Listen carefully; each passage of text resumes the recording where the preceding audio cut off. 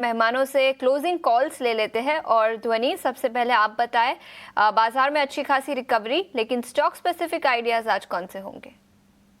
बिल्कुल अशेषा, यहाँ पे श्रीकांत जी ने जो अपना नजरिया यहाँ पे शेयर करा है उसी के साथ एक डेटा पॉइंट मैं ऐड करना चाहूंगी कि जब भी यहाँ पे निफ्टी 500 के अगर हम स्टॉक्स की बात करते हैं तो एक डिफ्यूजन इंडिकेटर होता है जहाँ पे कितने स्टॉक्स हाल फिलहाल में 20 की जो इसकी शॉर्ट टर्म मूविंग एवरेज होती है उसके ऊपर ट्रेड कर रहे हैं। तो यहाँ पे ये लेवल जो है वो यहाँ पे करीब 7% स्टॉक्स ही है अभी जो अपने 20 पीरियड की एवरेजेस के ऊपर अभी फिलहाल के लिए ट्रेड कर रहे हैं, और ये सबसे लोअर लेवल होता है। और जब भी मार्केट ने इस लेवल को नीचे की तरफ छुआ है उसके बाद वापस से हमने रिकवरी यहाँ पे इंडेक्स के अंदर देखने को मिली है। इनफैक्ट अगर हम लास्ट टाइम भी जो स्विंग हमको हाईज यहाँ पे इंडेक्स के अंदर देखने को मिले थे तभी 28 जनवरी को, उसके बाद यहाँ पर अगेन सेम यहाँ पे लेवल्स हमको देखने को मिल रहे थे, कभी करीब 7% स्टॉक्स जो है वही यहाँ पे 20 डीएमए के ऊपर ट्रेड कर रहे हैं। तो आज के सेशन में भी यही लेवल्स बॉटम हिट कर रहे हैं, तो कल के सेशन में हमें डेफिनेटली यहाँ पे एक रिकवरी देखने को मिल सकती है। और जिस हिसाब से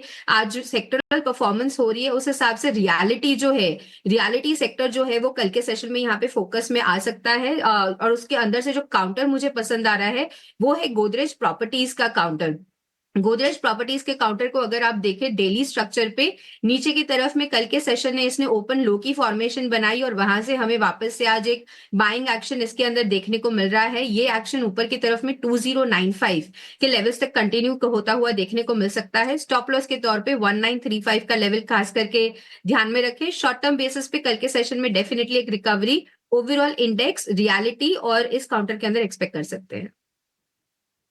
ठीक है, ध्वनि ने गोदरेज प्रॉपर्टीज को खरीदने की सलाह दी है और एकमात्र शेयर इनकी तरफ से है जो बाइक लिस्ट में है। टारगेट 2095 रुपए का इस पर दिया है।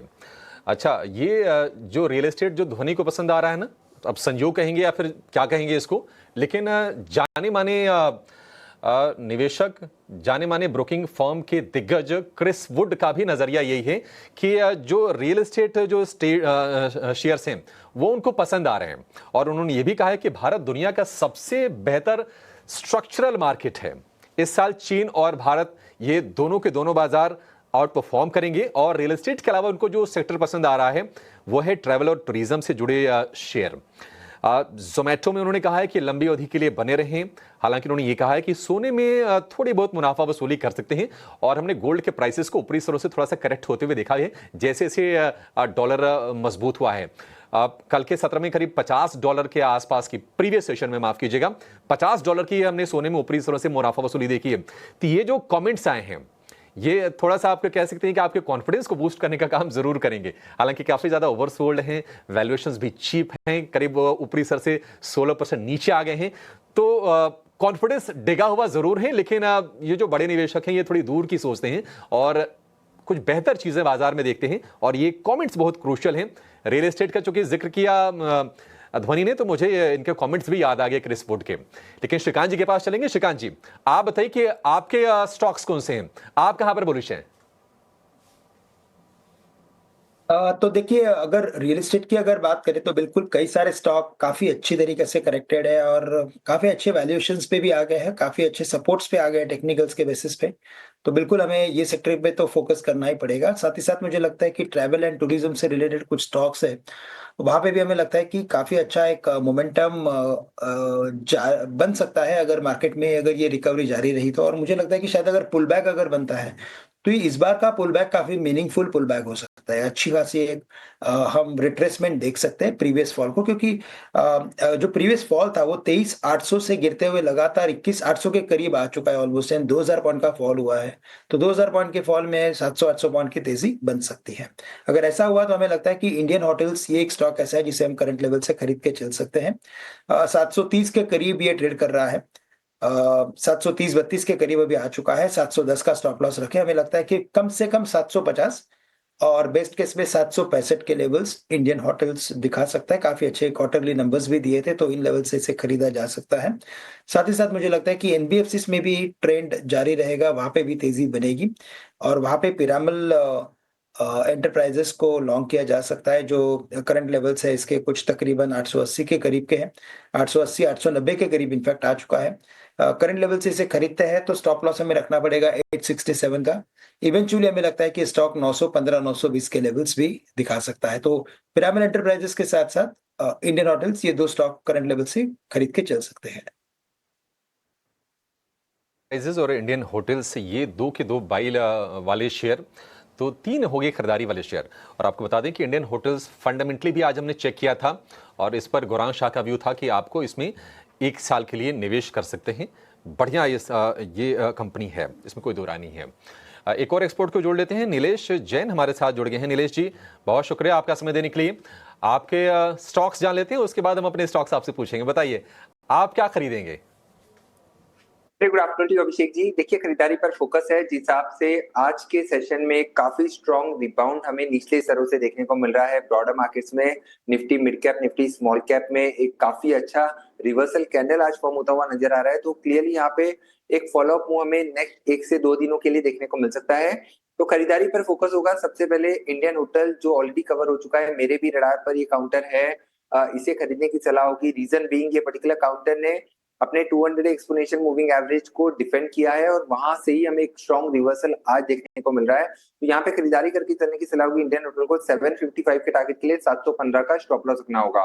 वहीं जो दूसरा स्टॉक रडार पे आया है वो है रियल स्टेट स्पेस में से गोदरेज प्रॉपर्टीज। यहाँ पर भी काफी अच्छा रिवर्सल आज देखने को मिल रहा है, लॉन्ग बिल्डअप भी हो रहे हैं।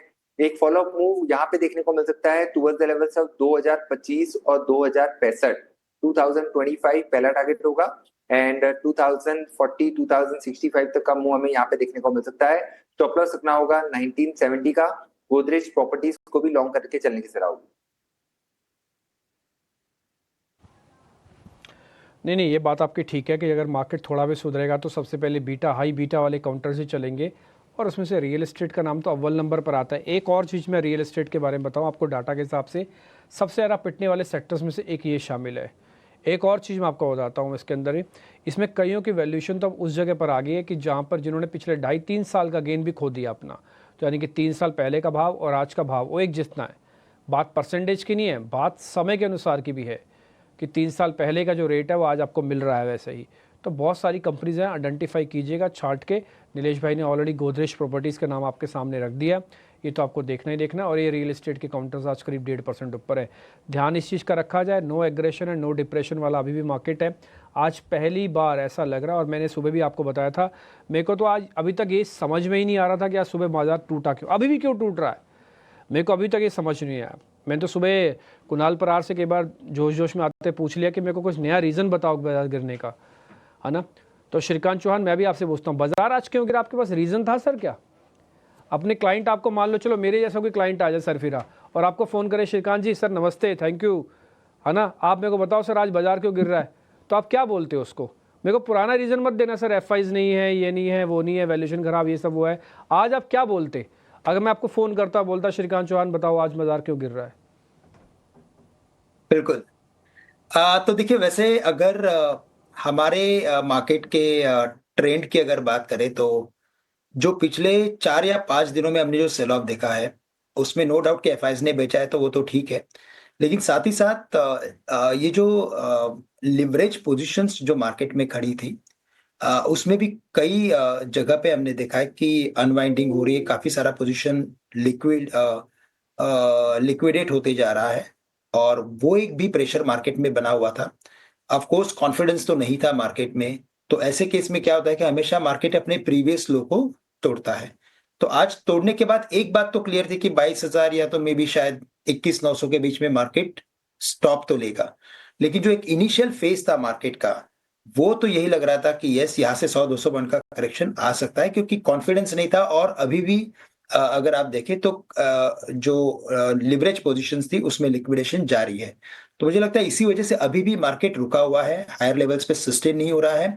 साथ ही साथ सबसे बड़ी बात जो आपको, मुझे और सभी को पता है, वो है मिस्टर ट्रम्प, और वो कभी कौन सी चाल खेलेंगे हमें नहीं पता है। तो वो एक जो कॉन्फिडेंस बिल्डर होता है ना, वो मार्केट में मिसिंग है। तो इसीलिए हायर लेवल्स पे तो मार्केट सस्टेन नहीं हो रही है, तो हायर लेवल्स पे और खरीदारी नहीं आ रही है। उसका सबसे बड़ा रीजन ये है कि कल उठ के ये क्या और बात करेंगे, और इसी वजह से मुझे लगता है कि जब तक ये पर्टिकुलर फ्रंट पे जब तक स्टेबिलिटी नहीं आती है, तब तक हमें लगता है कि हमारा मार्केट इतना ही वॉलेटाइल रहेगा एक बड़े रेंज में। बट यहाँ से अगर 2 से 3 महीने का व्यू लेते हैं तो मुझे लगता है कि एक पुल बैक तो डेफिनेटली देखने मिलेगा। ठीक है, डन, पॉइंट टेकन है। और इस बीच मैं बोलूँगा कि एफआईज के साथ साथ में डीआईएस की भी बड़ी इंपॉर्टेंस है। पहली बार मैंने 64% की होल्डिंग्स देखी है। पिछले 1 डेढ़ साल हो गया, मैं तो भूल ही गया था कि डीआईएस 64% भी खरीद सकते हैं क्या माल, बट उन्होंने खरीदा।